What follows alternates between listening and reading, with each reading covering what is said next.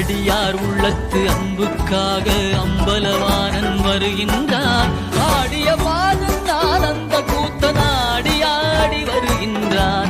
மழவாடி திருமாணிக்கத்தான் மண்ணில் நடந்து வருகின்றான்.